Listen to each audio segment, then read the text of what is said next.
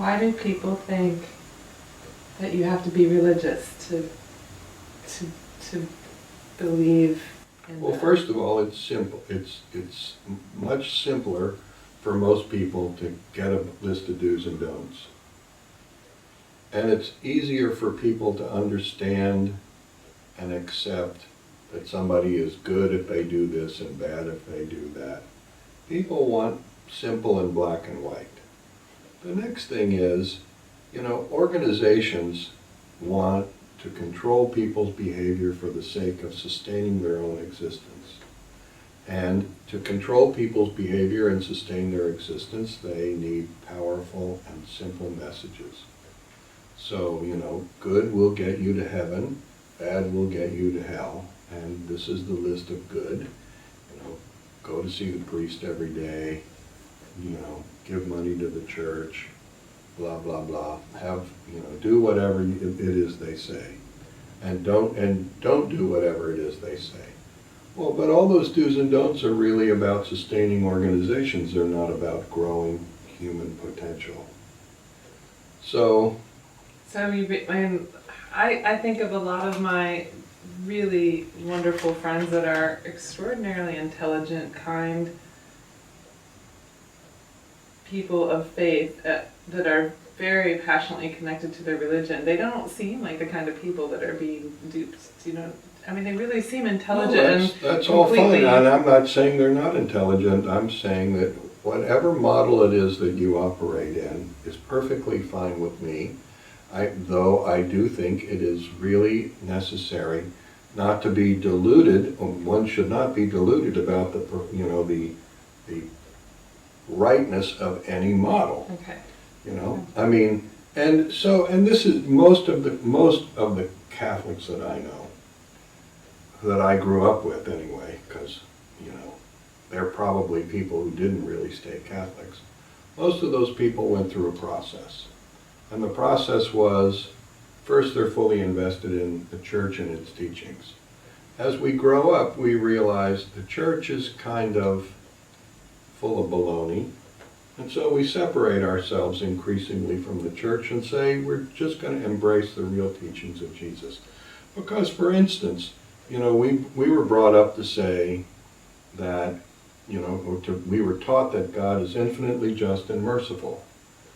Going to hell for a piece of bacon on Friday is neither just nor merciful. And these kinds of contradictions. Also, when I was growing up in Kentucky, the subtle racism in the Catholic Church it wasn't overt, but the teachings that, if you're baptized, you're saved, and everybody is a member of the community of Catholics is one thing. And then, to be dissuaded from the nuns kind of quietly from hanging out with African American kids on the playground, frankly, really pissed me off. And, these kinds of paradoxes and hypocrisies cause people increasingly to leave the organization behind and simply embrace the teachings of, loving your fellow man and loving God, which was the essential message of Catholicism, apart from all of the rules and regs of the teaching.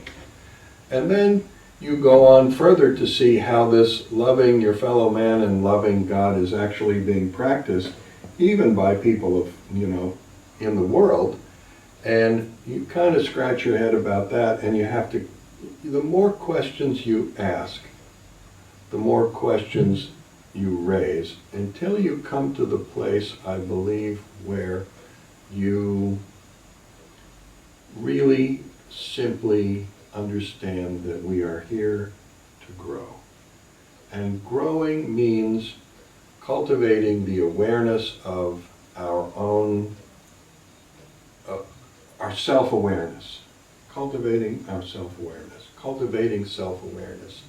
And that cultivation will lead us through some layers of our own experience to, I think, a very fundamental place that is beyond all rules and regulations, beyond all organizational needs, beyond, even time and space.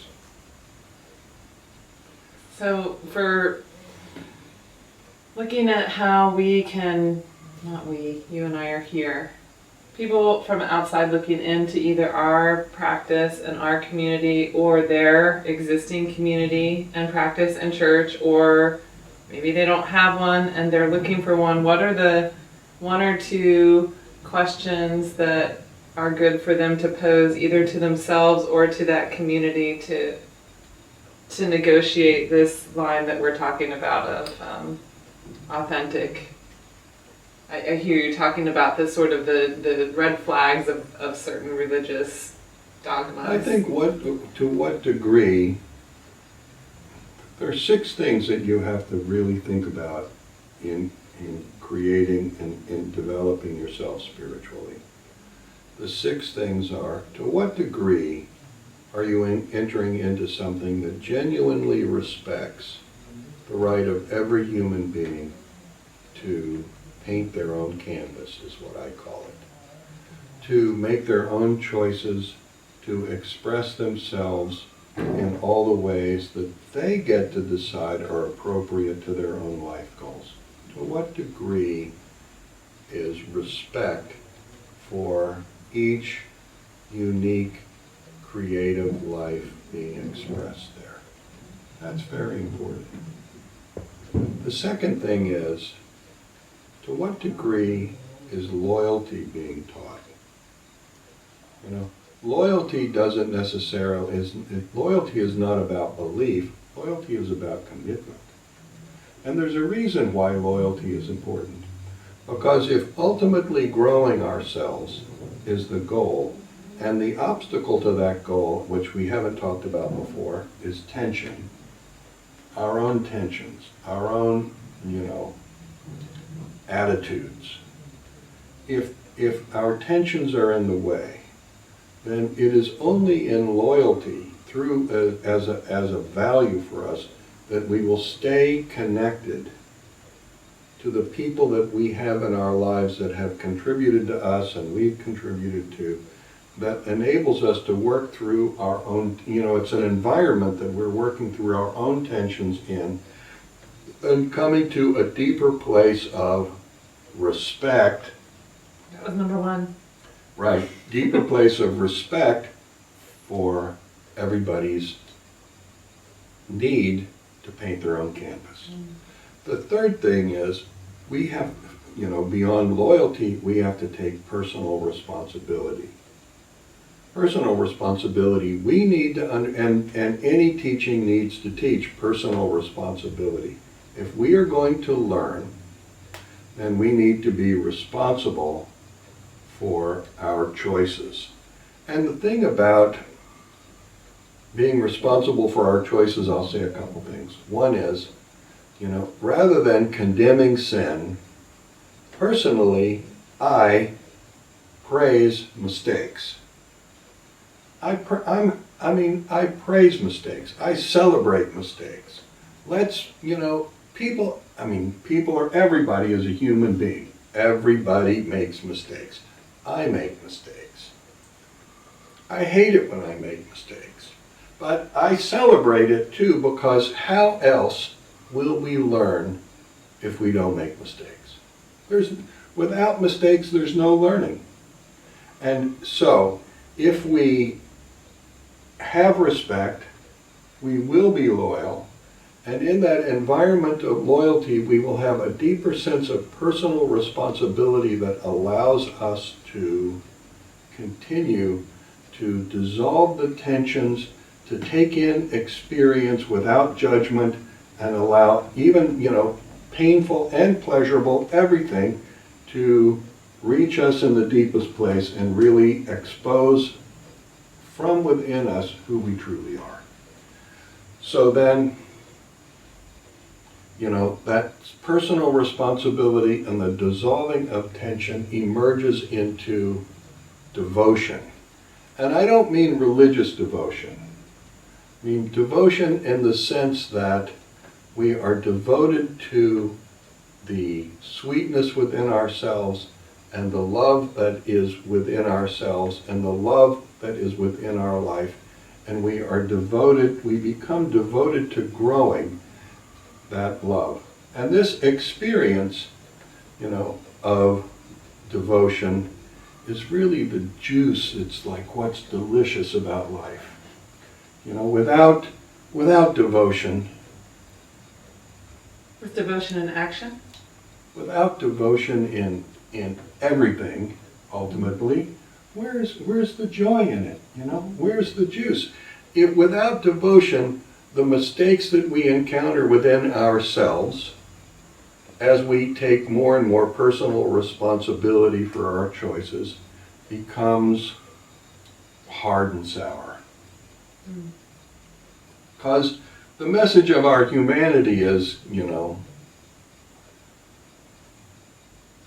it's completely unpredictable, it's totally uncontrollable. We live in a field of total uncertainty.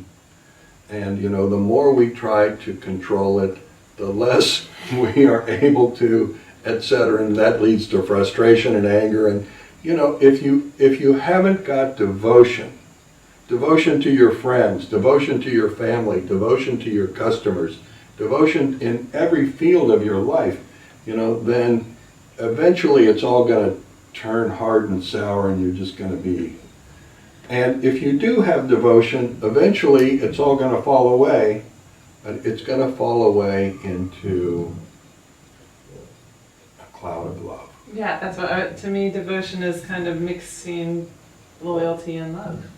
It is. Well, devotion is, requires respect, All of it. loyalty, personal responsibility, because that personal responsibility brings us to a place where we are excavating, genuine love from ourselves every day for every aspect of our life.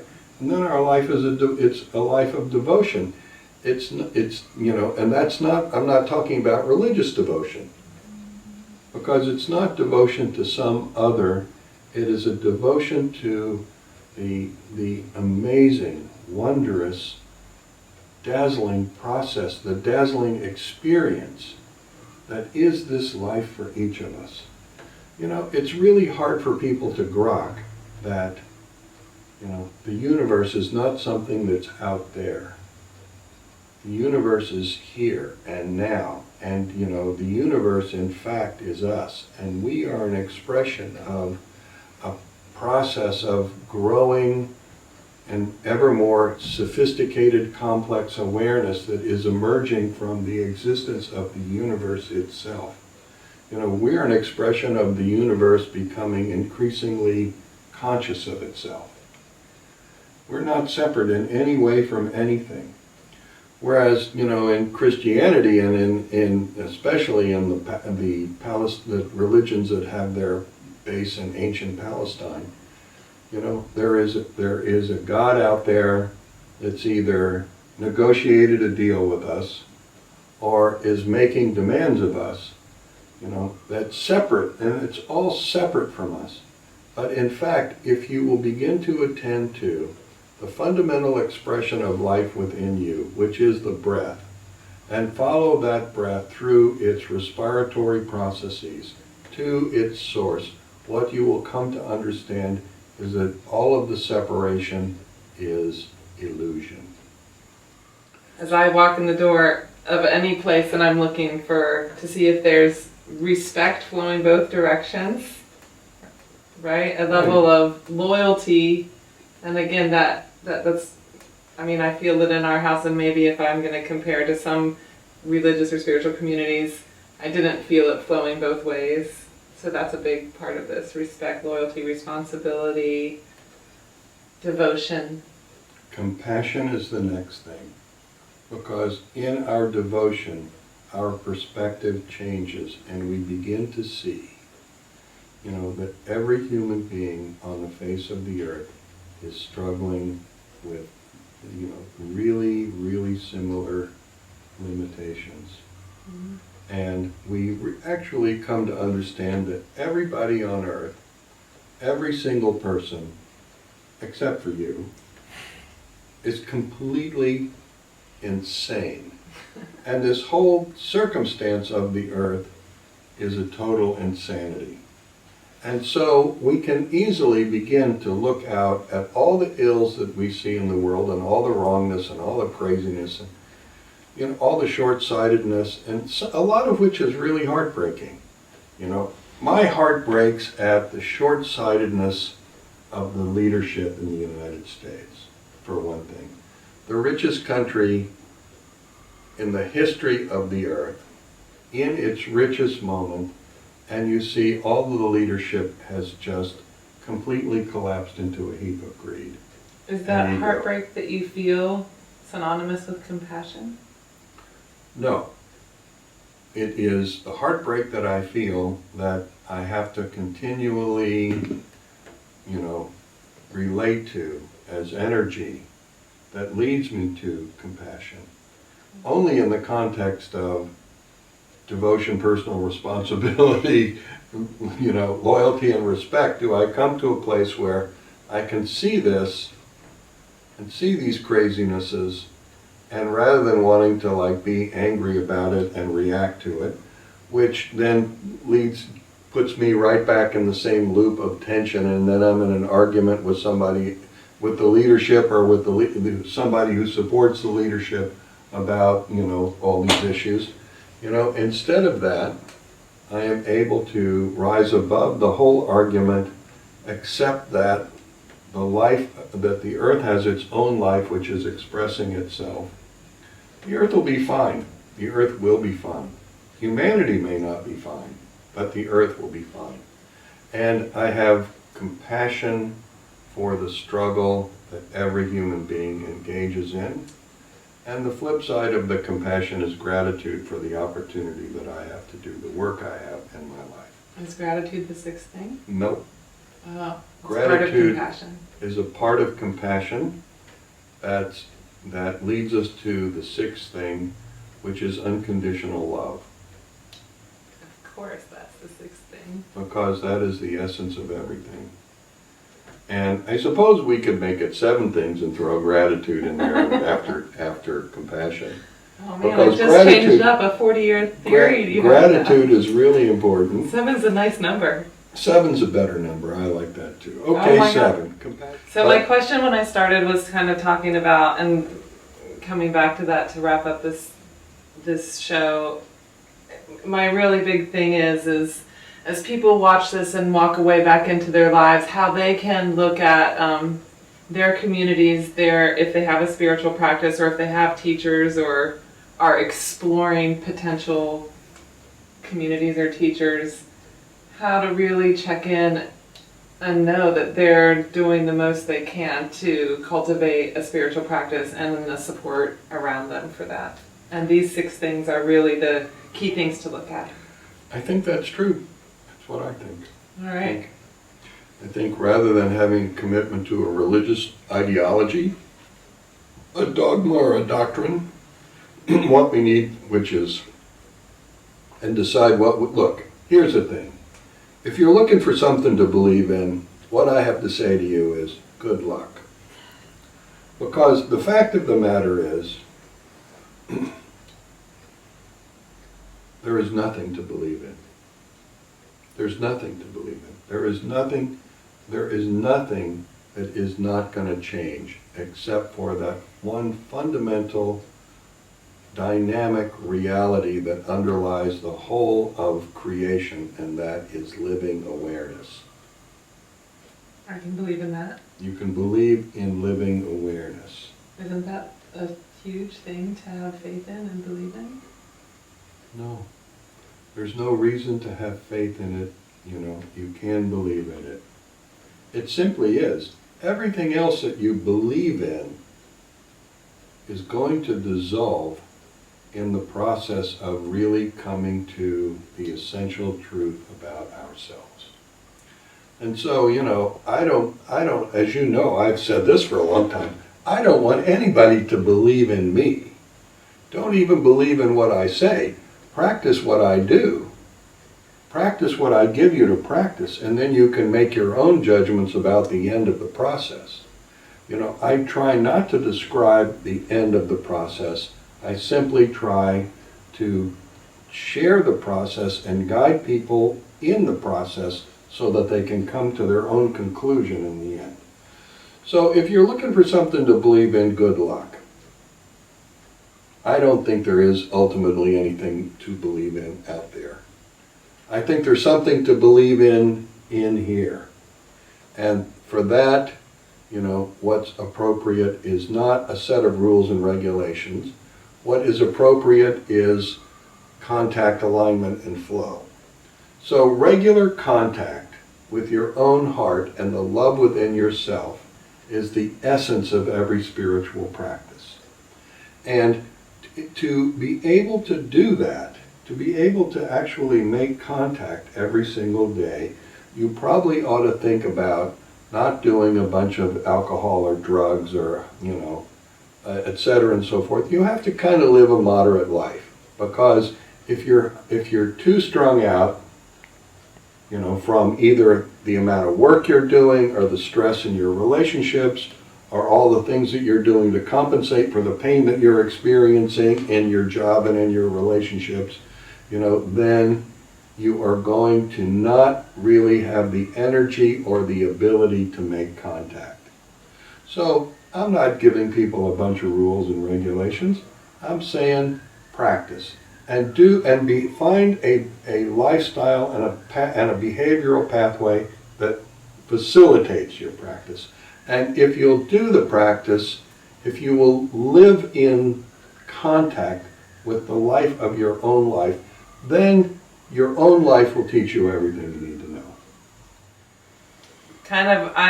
My feeling and hope was to encourage people to go out and look within their communities and within their lives as they exist right now, and really be able to reflect on if they are surrounding themselves with people or teachers that really are supporting a good practice.